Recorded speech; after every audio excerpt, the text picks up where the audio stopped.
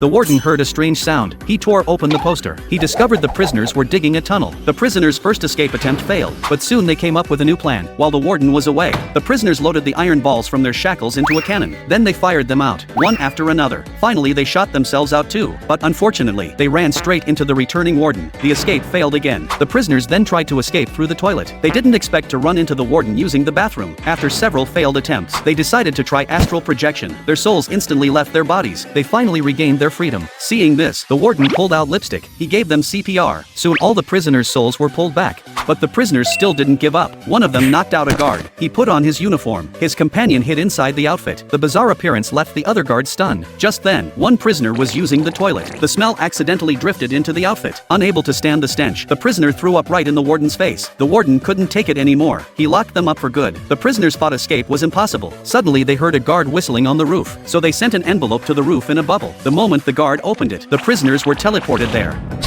Even though they reached the roof, they still had no way to escape. Just then a muscular man appeared. He used all his strength to pull out a rope. The prisoners slid down the rope. That's a relief.